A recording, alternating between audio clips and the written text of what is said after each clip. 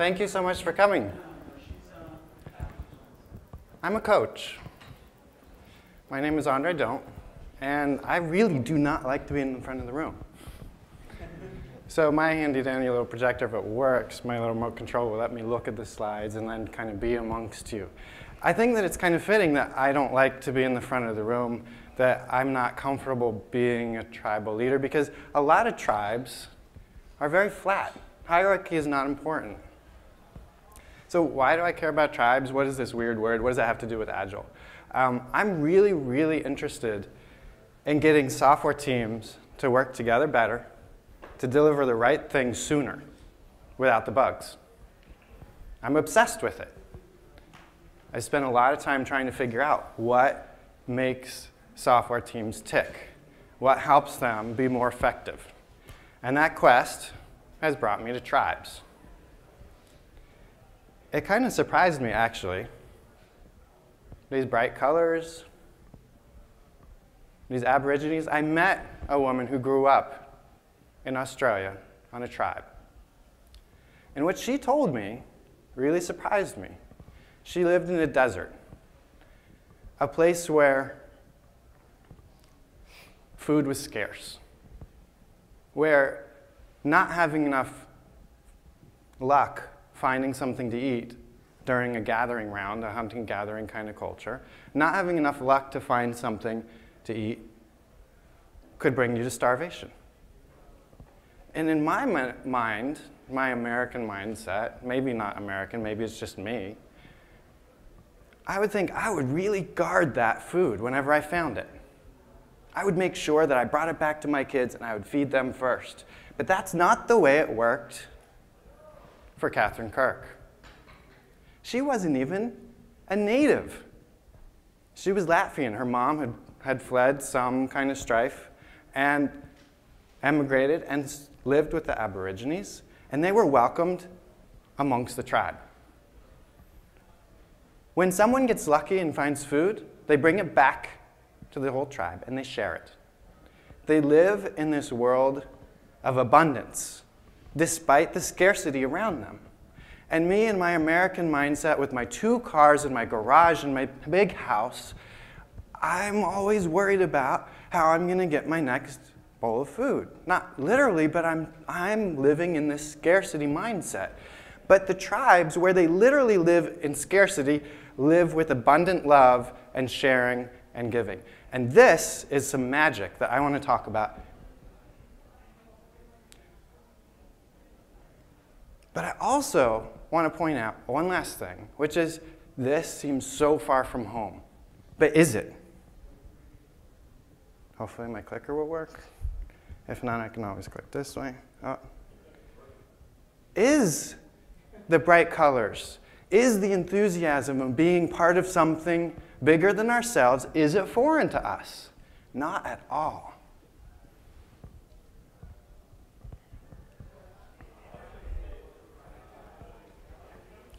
So why does this seem so weird to us? Is this a tribe?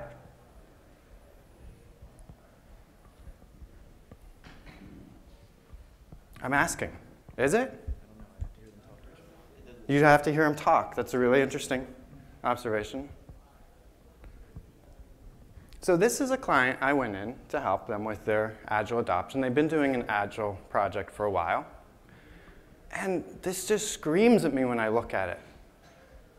There's a teleconference bridge. Okay, so they're doing some remote Agile. But this man in green on the left, he's talking to his BlackBerry. The man behind him standing up is talking to a pad of paper.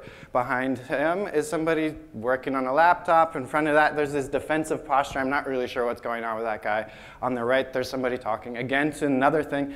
There are at least 6 conversations happening around that table. That's not a tribe. Here's another team I coached. Is this a tribe?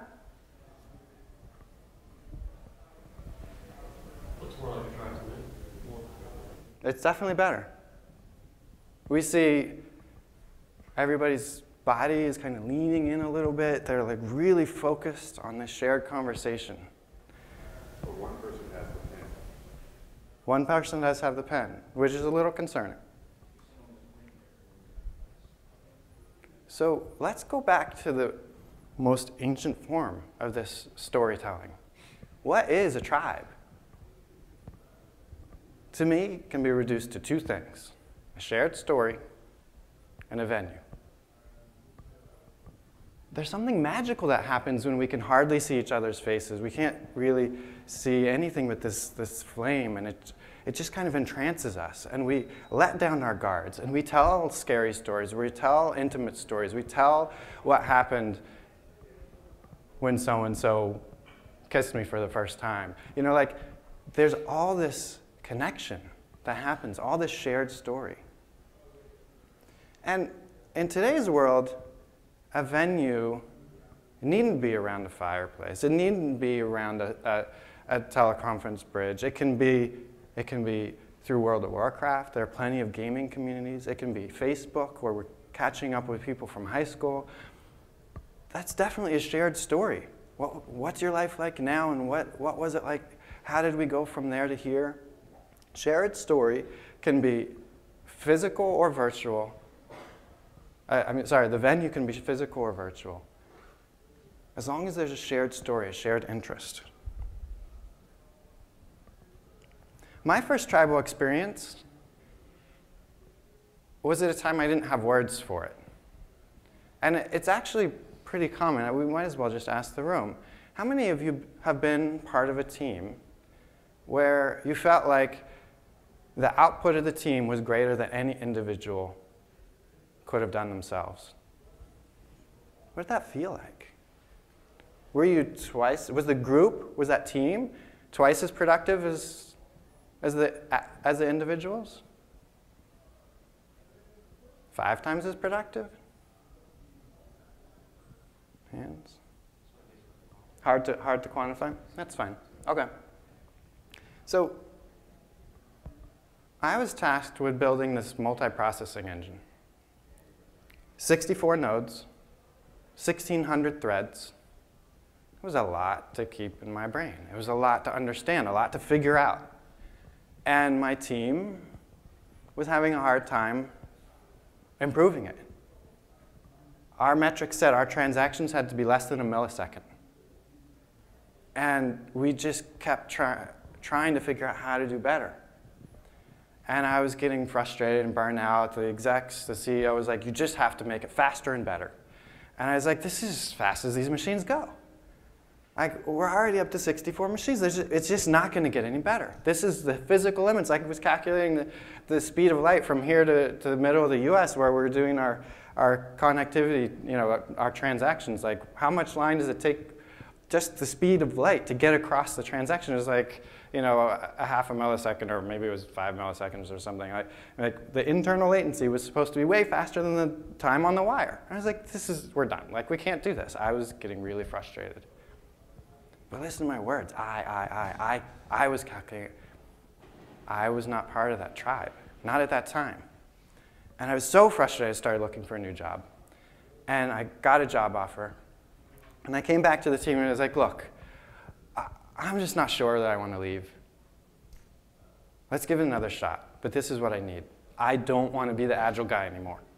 I don't want to be the one that begs you to come to lunch and learns and talk about a topic or teach you about this kind of thing. I don't want to do that anymore. And that, me letting go of being the agile guy, being the boss, being in charge, pushed. I thought we were self-organizing. But letting go entirely totally changed the team. We turned into a tribe. And I think I was just lucky. I mean, how many of you have been on that team and then wished you could be on a team like that again and never found it? It took me years. Or maybe I haven't. Yeah, it took me years. I'm on one of those teams now. It took me years to find a way to create that kind of team again.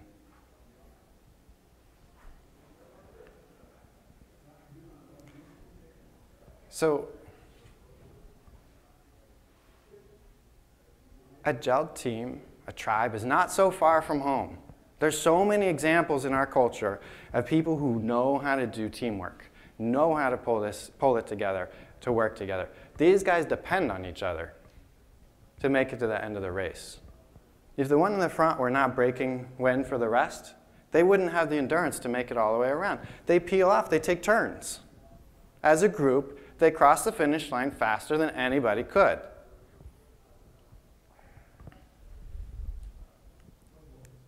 This is the promise of Agile. Agile is not a methodology. Agile is a philosophy.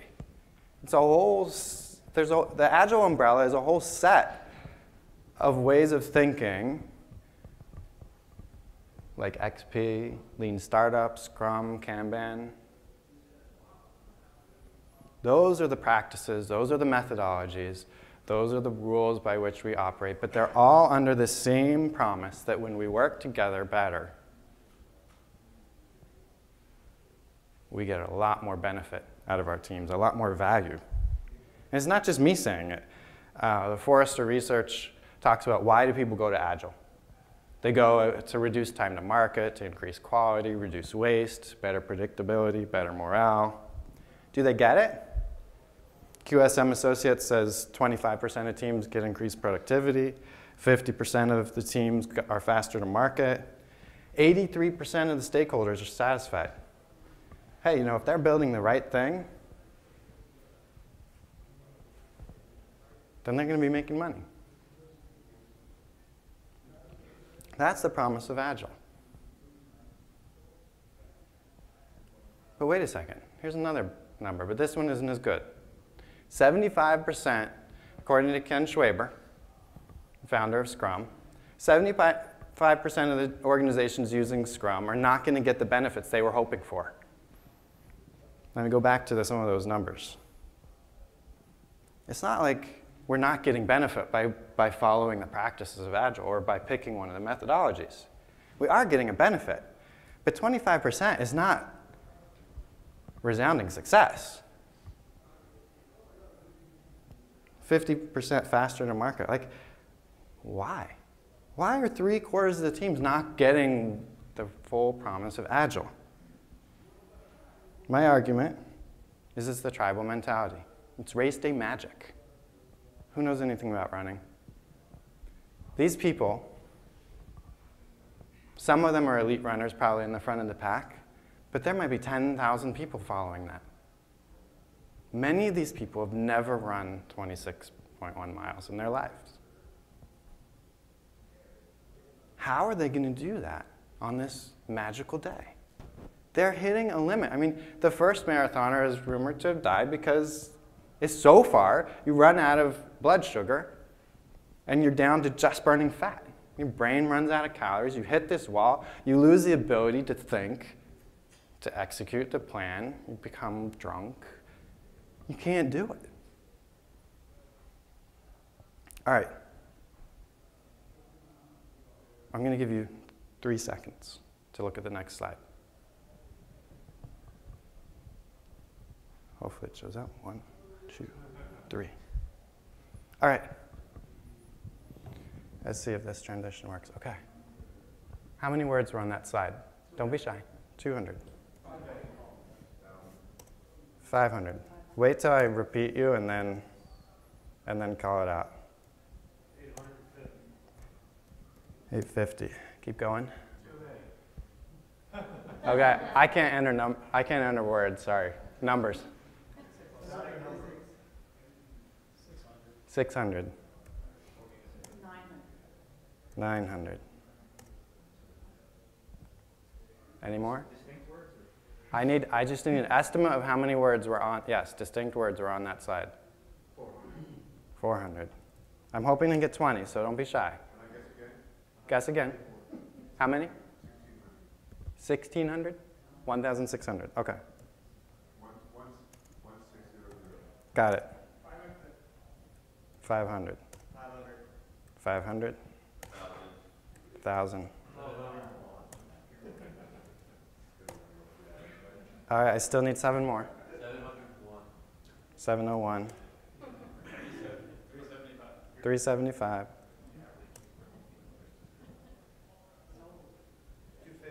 250. Couple more. 690. 333. Got it. Couple more. 650. 400. 400. 775.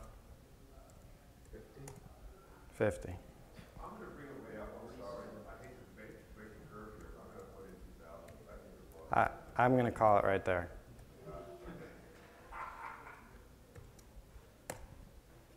Okay. So we have numbers all over the charts. But the average was 641, which is only a couple hundred off from the real number. Many of you were 1,000 off from the real number. Okay. So what just happened? We did some team estimation. This is called the wisdom of the crowds. First, insert, oh, it's not showing the same slide that I think it's showing. I might have given up my connection to this thing. No? I may have to give up this device.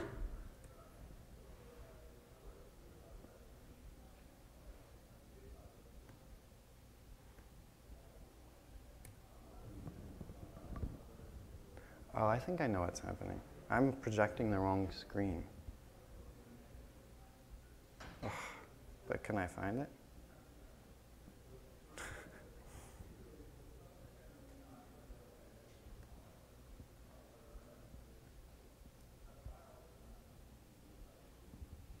And that's not a good thing to have.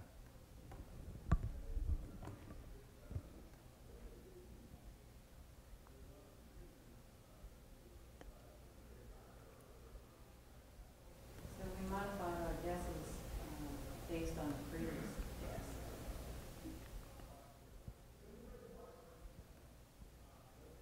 Okay.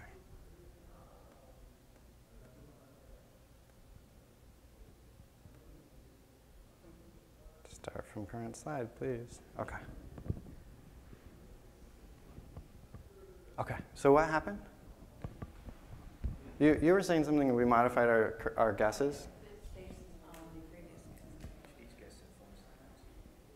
So that is a possibility, but we could have done that silently and just asked everybody, maybe through a web form, to admit, and the wisdom of crowds still works.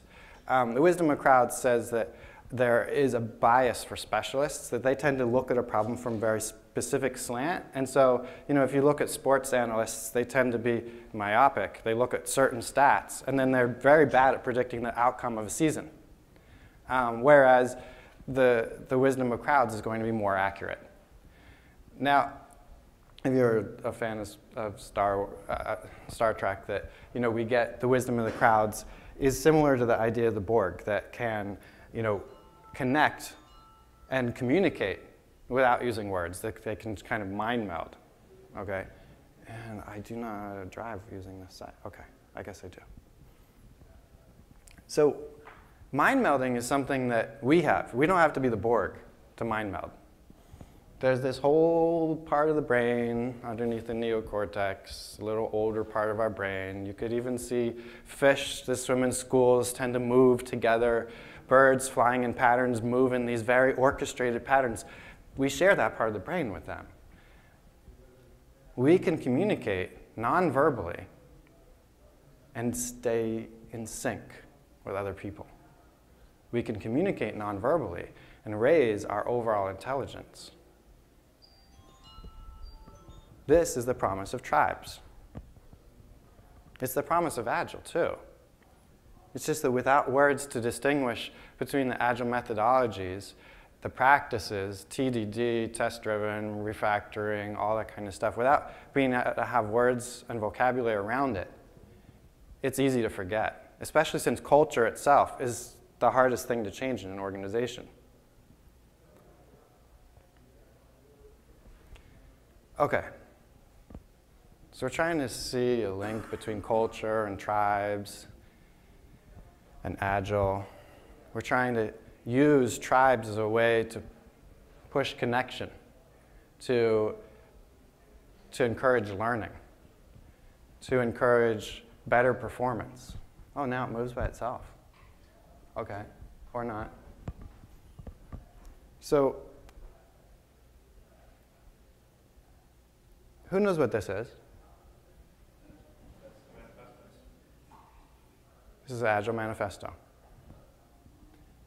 Now, the Greek philosophers bemoaned the written word. They said this will end our storytelling. What's a tribe? It's a shared story and a venue. It's cheap and easy to email this around, to put up on a website and things like that. But once that written word is there, it doesn't change. This thing is a decade old. How can it be a shared story? How can it be your story if you weren't there in Snowbird when these authors created it? Well, luckily the authors get it, and they know that a shared story has to be alive. It has to move. The agilemanifesto.org website is still there where you can go and sign on and add your information. You can be part of writing it by signing yourself. And Kent Beck a year ago said, hey, this document is changing. Let's move away from the focus on and the obsession on individuals. And let's pay attention to team vision and discipline. This is the promise of Agile. This is what tribal mentality brings us. It moves by itself. I don't know why. Here's another side of the tribal mentality. What is the most important artifact in almost all the methodologies? It's a story wall. We don't call it a management system. We don't call it we call it a story wall. What's a tribe? It's a shared story with a venue. We walk up to that wall. The coaches always encourage us to start out with a physical story wall so we get into the habit of being part of a tribe. We get in the habit of moving up as if it were a fire and we're telling stories around the campfire. We get in the habit of moving up close to each other so that it triggers our limbic systems, so that we mind meld with each other, and we tap into the nonverbal communication. We move these individual tasks bit by bit. This is not a static story. We are all authors. We are all doing something. Remember the luck of the draw that happens with the Aborigines? If any one of the members of the tribe gets lucky and finds a whole animal to drag home to share for meat, or finds a whole cluster of mushrooms to bring home and says, we're having mushroom soup tonight, everybody has mushroom soup. Everyone enjoys in the success. Same thing for Agile teams. Everyone celebrates when we get to the finish line. Same thing for fans cheering on the Phillies, the Eagles. Whether all you were doing was watching the game from the local bar and you go outside and scream and dance, when it's over, you still feel like it's your success. We feel connected when we act like a tribe. When we do things that may not be totally related to the outcome, but just that energy, just that limbic support. The marathoners who have never finished a marathon ever before, hearing the beat of the drum at the next mile marker, it quickens their pace. Hearing the footfalls of people to their sides, it pushes them along. Their body is screaming, this hurts, I can't go, but then everybody around them is just giving them this race day magic.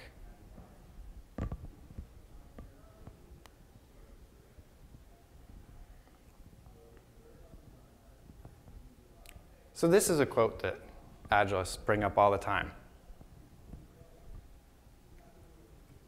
This is another tie-in to how our culture actually does get tribal mentality. It's not that the plan itself is important. It's us connecting with the limbic system. It's us doing the mind melding that's important. being part of this game we call a planning game, being part of the rituals in which we communicate about what's important, is the valuable part of planning.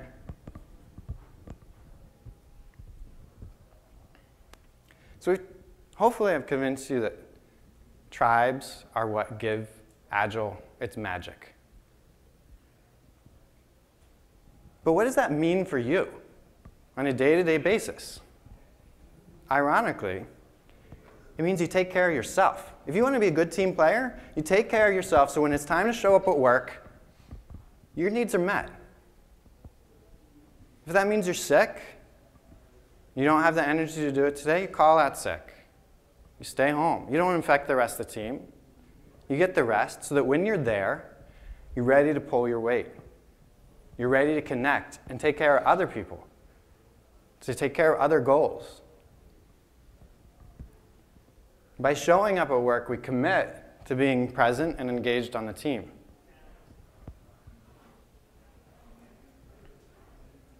When we realize that the team itself, the gelled team, is what gives us the product, and that focusing on the team will improve the quality of the product, then we can begin to reap the rewards of tribal thinking. Well, what about me? I'm not so good at test automation. Hey, or I don't know how to refactor. I can't do what the DBA does every day. I can't be part of that team. That person's job is totally separate from mine. Well, what about the Eagles fans at the local bar? They're helping the team. They really are. Talent is overrated because we all have the potential to generalize our skills. We all have our own specialty. We also can pitch in other ways. And it's the little bits of pitching in, the little bits of asking the specialists around us that make us start to be better. It makes it so that the output of the individuals is not as important. We let go of being the best at, I'm the best DBA on my team. I don't need your ideas or your help. But guess what? That's limiting. When I've got to be the smartest one in this room, I told you I don't like to stand in the front of the room.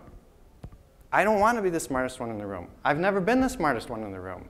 And, you know, it's pretty sweet that talent is overrated because I can get better from this.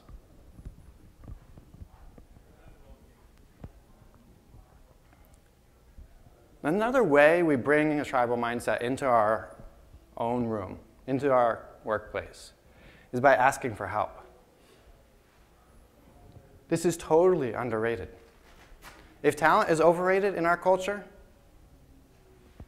asking for help is completely underrated. Sometimes it's really hard to admit we're not perfect, that we're not the smartest in the room, that we're not the specialist at something. Where's our job security when we are not the best? You can get around that a little bit by announcing your intent, saying, I'm going to do this. Scrum rules say every day, get up and say what you're going to do. There's genius in that. There are a lot of parts of Agile practices that help us live the tribal ways. Here's another one, failing fast. Agile talks a lot about failing fast. We don't necessarily have to use those words. We can focus on learning. We can spin it in any way we want, as long as we are willing to show our vulnerabilities with our teammates, to connect with them, and to learn.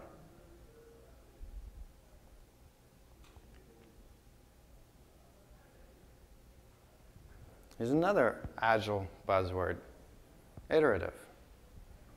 So in these progressive refinements of the Mona Lisa, if we build a product that is really rough on the edges in the beginning, we are announcing our intent. This is the way that Agile helps us to connect with our tribe.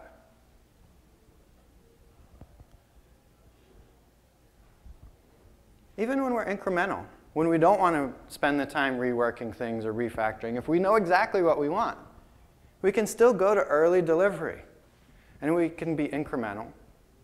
We can show our customers, hey, this is what we have in mind. Are you still going to buy it? Because I know exactly what I have in mind, and that's exactly what you said, right?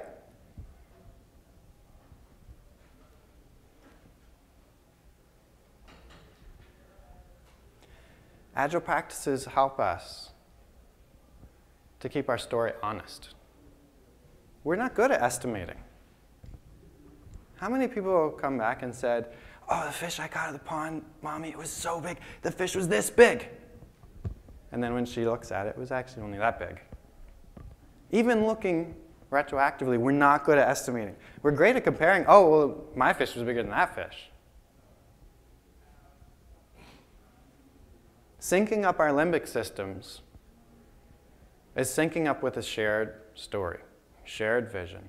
And in order for us to go in the same direction, to go the same place, we need to stay in sync. I did talk a little bit about my first tribal experience with the 64-node, 1,600-thread monster parallel processing engine. I've seen this in other places too. I've encouraged groups to become tribes, to become teams. Not necessarily in those words. I like the DeMarco Lister terminology from Peopleware, a gelled team. So the thing is, making a team gel seems to be a mystery for many, many, many people. And there are plenty of stories out there that it takes 6 months for a team to gel. But it doesn't have to be that way. I've seen some coaches help teams gel in hours with a lasting effect on the productivity of the team. It takes a lot of facilitation skill, but it's possible. When we show up, when we're willing to fully connect, we can become a tribe very quickly. This morning, you connected with the simple shared goal of estimating how many words on that page. It only took seconds. Now, is that going to translate to your work tomorrow? No. It takes a little more time than that to get a gelled team. But I'm going to encourage you, if I did move you today, we still have a half an hour, but just be thinking about this for the next little bit. If I did move you today, be part of my tribe. I'm starting a new tribe today. It's Star-Bellied Sneetches. And we wear our badges attached to our collar. And when you leave this room, people are like, hey, why is it there? Maybe even make it a little more obvious and like pinch your shirt, put it out on your sleeve. They're like, why are there so many people coming out of that room with that weird setup? It's because we're part of a tribe. And by wearing our colors, it helps us to connect to other people. It helps those people say, what's going on here? It wakes up their limbic systems. They're like, hey, there's something out of sync here. The limbic system really likes to be in harmony. It processes automatically. Okay, so some of the other stories. So does this happen on large scale, small scale? It does. When I was working with Smart Testing, company of about 50 people. We started with a very small group of people, very interested in connecting, very motivated to reap the benefits of Agile. And as soon as that team started to show productivity enhancements, people around started saying, hey, that's really cool. What's going on? What are you doing? Why are you wearing your name tag on your shoulder? It just becomes obvious. The results of a gelled team shine. And so just like that, radiating circles, the Agile way, radiated out from that group and infected the execs. And I've seen that happen over and over. At a company like Comcast, where there's 100,000 employees, it's a lot harder to get the top-level execs to notice because there's so many people. And so a strategy I've seen that works well at that scale is to treat the Agile adoption as an umbrella. There's so many politics, so many things going on around the group. Let's protect our teams from all that noise and let them focus on being productive. And Scrum very much does the same thing. Scrum advocates creating a sprint where we don't mess with the teams. We say, this is what we want you to work on, and focus on that.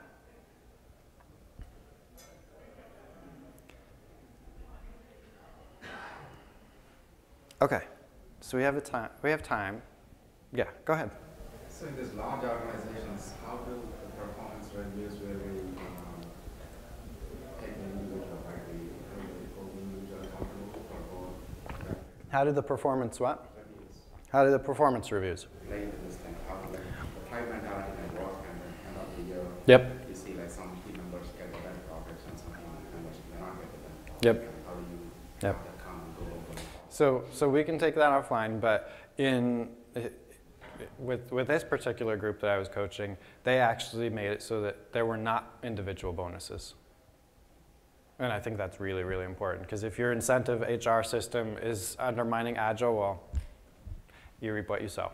Do you have any advice for if you don't have control over that? Let's well, okay, so yes, we are always more powerful than we admit.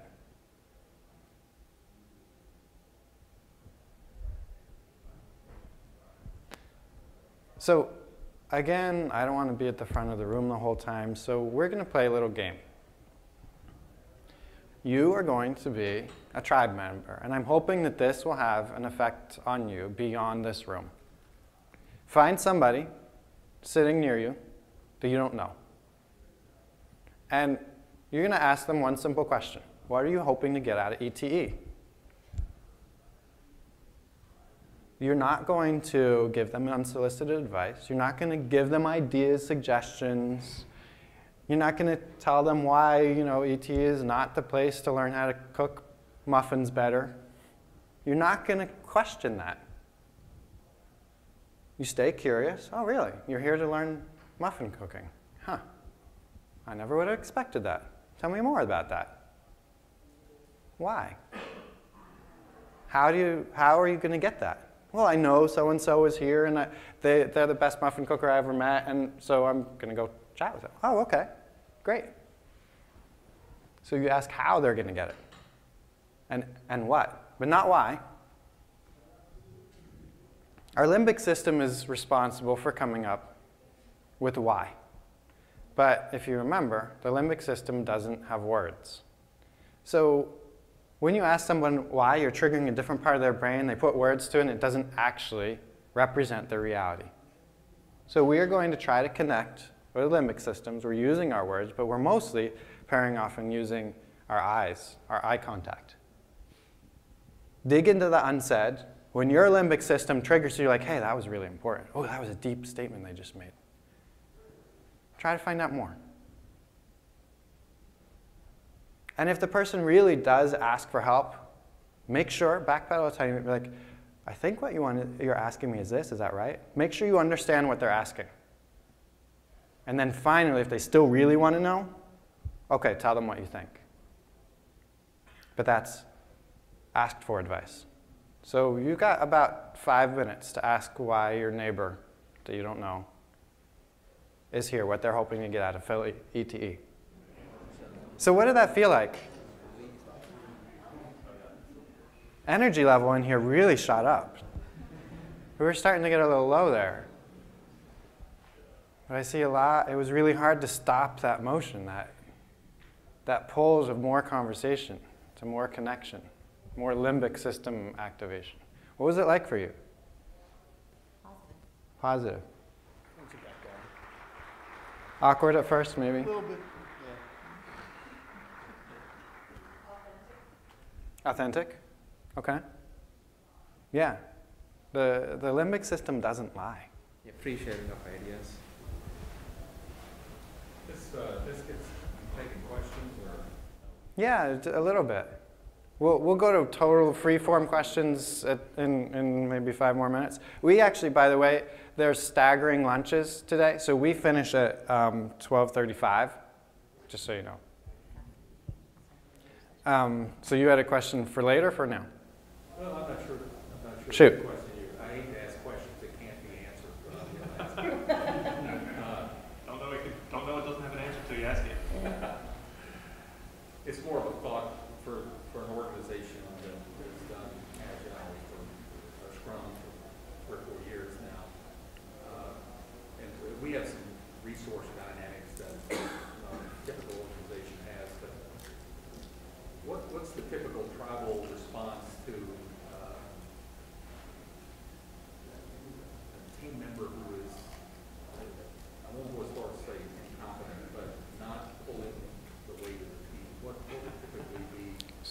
So, You know, and they all. so what do you do when somebody's not pulling their weight? They're bashful about asking for help either.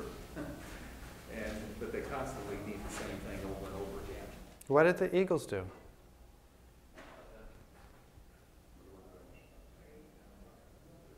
Well, it gets back to What do the Phillies do? an organization that has to do this methodically and, you know, for legal reasons, there's something about fairness to the resource on employees, that may not be a direct employee. But So I come from a bias where I'm a coach, right? Everyone has more potential.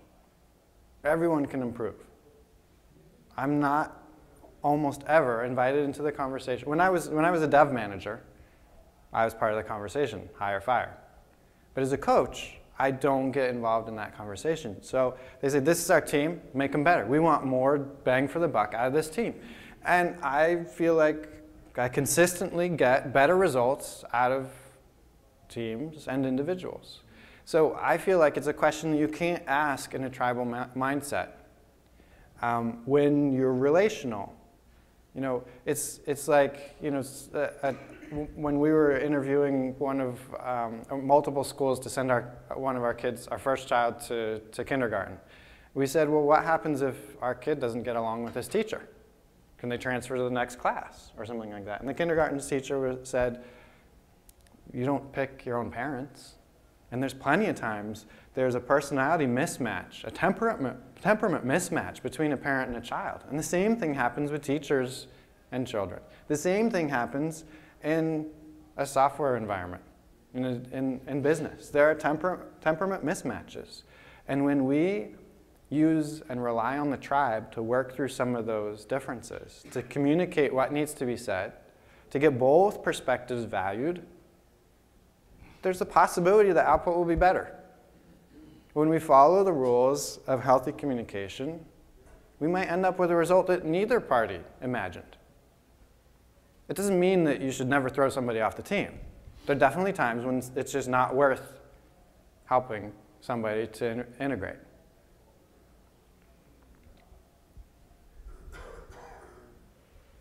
So the result of tribal support, and you know, by you following some of these rules about not judging the other person, not criticizing why they came, things like that, and staying curious and say, well, what do you mean by that? It's a very supportive, it's a very loving, it's a very accepting way to interact. It allows that person to be like, hey, yeah, I got this idea, and somebody says, oh, tell me about it. Like, oh, that's an interesting idea. Oh, and they start to draw up on the dry erase board. They start to really get excited about this log file change that you don't actually give a crap about, but whatever, you want to change the log files, whatever. Let them be excited about that. And then they do that, and they spend a lot of energy on that, and they're in this high place. They've got this dedication to excellence, and then they're like, oh, well, I'll do this other thing that I'm supposed to do I don't care about, but I'll just do that because now I have the energy to do these other things. We said, what does it take to be in a tribe or a team player? Take care of yourself first. Do these things you're excited about. It doesn't mean you go off in a corner and do it all by yourself. That's the silo mentality that doesn't help us out. But assuming that we have abundant time and energy and feeding on that gives us this dedication to excellence. It allows us and supports innovation. And I would say it might even help us surpass Dunbar's number. So Dunbar's number is often quoted for coaches and teams. It's something that kind of corresponds to a military division or something like that. It's around 120, 150 people. The Dunbar number is something that, you know, empirically organizations around the world have kind of figured out this is about the maximum number of people you can get working together on the same thing. You get marching orders to do some particular task. If you get more people than that, they don't trust each other, they don't know each other, they don't recognize each other's faces, they can't work together. And I think that when you have a healthy tribe, and a tribe knows another tribe, then they become part of the us versus, they become part of the us. Dunbar's number is all about us versus them. When you're in a trusting environment, you get us. I'm talking too much detail. Okay. So, tribal mentality. one of the magical things about tribal mentality is this abundance. I'm going to talk a little bit about these Tarahumara Indians, the guy in red here, wearing traditional garb. He lives in northern Mexico somewhere out in the desert. I guess the only place that people still live that live in the tribal ways are out in such harsh, remote places that nobody else wants to live there. But the Tarahumara Indians are known and got noticed because they're amazing runners, which is why I got turned on to them. But what is really interesting about this is they're out, again, in the middle of nowhere. Say it again? Foot strike. Well, that's interesting too, but that's off topic. They live in this place where there's, again, almost no food. And they depend on the benevolence of their neighbors, the bounty of somebody else's crop, to make it through the season. Because maybe this particular canyon got enough water from snow melt off this year to have a good harvest of wheat.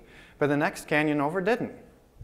And these villagers will give their friends, they'll say, hey, we're having a party, we had plenty of wheat this season, and we also have, they tend to use excess grain to make alcohol. They're like, guess what, we're having a party, everybody come over. It's better than kegger. They drink for like 4 days, 5 days in a row. They get so drunk they can't get out of bed, they can't move, they're just drinking for days and days and days. But that party is something nobody forgets. And the next time that somebody else has a bounty in their harvest, it's time to party at their place instead. They live in this world of physical scarcity, but they have abundant emotional energy. This abundance, this gift economy, they're not keeping score of who was lucky this year with their harvest. They're not counting that, and they're not saying, I give you this so that you give me that. It's not a trade.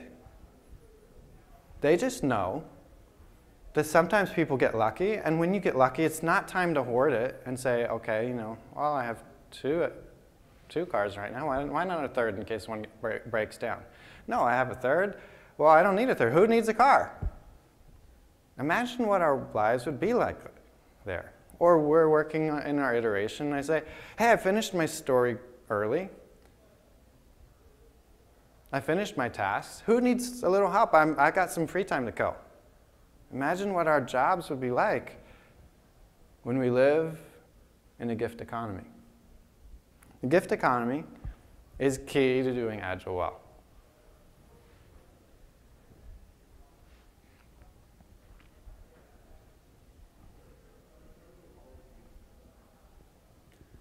Okay, so Peter Drucker is a management writer, author that for 50 years has been talking about all kinds of really interesting things of how to get people to work together better.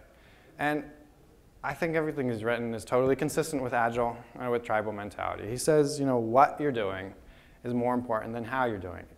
If you're trying to bring the Agile mindset, the benefits of agility into your environment, knowing that that's your goal, knowing that your goal is to stop keeping score, stop thinking who the best on the team is, and start thinking about, well, our goal here is to help each other out, to earn money for the company, to finish these development tasks together. That's our goal. Everybody pitches in. The what is more important than the how, whether you're using XP or Scrum, whether you're using Crystal, whether you're using a Kanban wall, it doesn't matter. It's just like in yoga. If you can't twist your body around like that, fake it till you make it. It's okay to do story planning and go through the motions in agility. It's okay to pretend to do test-driven automation, even if you don't know how to write a good test.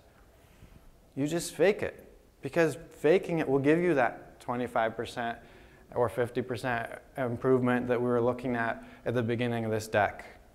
QSM Associates is showing how just faking the practices is enough to get you some benefit. But as yoga practitioners find out, bit by bit they realize, well, it's easy for me to bend a little bit like this, and then things start to happen in their minds. and yoga really begins to happen. Yoga isn't about the body. It's a mind-body connection. Same thing with Agile. Tribal mindset is our goal. There's gift economy. We're trying to be part of a tribe. We're trying to have a huge cultural shift. It's very personal, but at the same time, it's scalable. It's what some people call chaotic. There's chaos and order, and it's the mix in between the two. It's this place that gives us a lot of support. It allows us to have a noble purpose. It allows us to do big things, important things. We talked about fake it till you make it. We talked about some of the things you can do, asking for help and all that kind of stuff. Another thing that's really critical for helping to get the tribal mindset in your own workplace is that it's opt-in. That's why so many Agile coaches come in and do games. Because games are an opportunity for us to fake it, to just try something but not really commit to it. When we do Agile practices in an opt-in way, when we have clear feedback, maybe that's through somebody who knows what they're doing, whether it's the systems we're using that are giving us red and green lights, continuous integration failures, things like that. We get clear feedback. We get explicit rules with the different systems that we're using. All this helps us be safe enough to be in a tribal mindset. It's just like going to hear a DJ. Sorry, I skipped ahead. If you want to dance with somebody and you walk up to them and they don't give you eye contact, well, they don't want to dance. Clear feedback. So hopefully it's been clear. I think the silver bullet is tribes. If you know the silver bullet, it's Fred Brooks' claim that in a decade, we would never see an order of magnitude difference in productivity by using any process or any set of tools. But he didn't mention people. He didn't mention tribes. He didn't mention it's the connection between the people that actually makes the difference. It's been 25 years, and there's been no set of tools or process that have given teams orders of magnitude differences. But anecdotally, I've heard through other coaches that by working as a tribe, you do exceed the limits of the silver bullet rule. Thank you. Remember to be part of my tribe. Questions?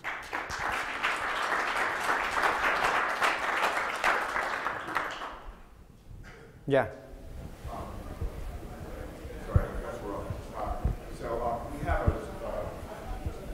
staff that is distributed across geographic locations. We are not doing anything kind of Agile formally in any sense, but certainly the story all sounds very interesting. Do you have any suggestions for that? Okay, so you're distributed. It's clear biologically that it's a lot easier to be part of a tribe when we're in the same place, right? But like I said, a tribe is a shared story and a venue. You can have that venue be through phones. Part of the reason I went to work and coach at Comcast is I wanted to see what happens when we push this out to scale and when we push this across distance. And I got a lot better at remote work. You can connect to somebody over the phone. You can connect to somebody using Skype. It's about eye contact. It's about paying attention. It's about being authentic. It's about really caring, not judging, but caring about what that person is doing. I found out how to unblock one of my Scrum teams by just getting to know some dependent. There's a team that needed something from another team that needs something from another team, and their process was, well, you have to get that request in at the beginning of the year, or you don't get it. Well, we're on 2-week sprints. You're telling me I'm not going to finish this year because I got to wait till your budget starts next year? Seriously? Actually, that's what a lot of the people were saying. And I just said, hey, tell me how your process works. So it's got to be in there a year. Oh yeah, yeah. You know, we have these budgets, and we have this part allocated for bug fixes and things like that. And it's like, oh, bug fix process. How does that work? Oh, would this be considered something that you could kind of squeeze through that? Hey, yeah, we could do that. Boom, unblocked.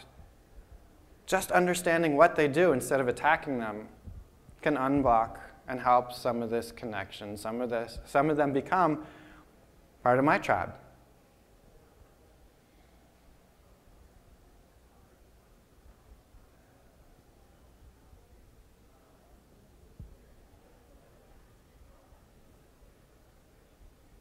Any other questions? Go Eagles.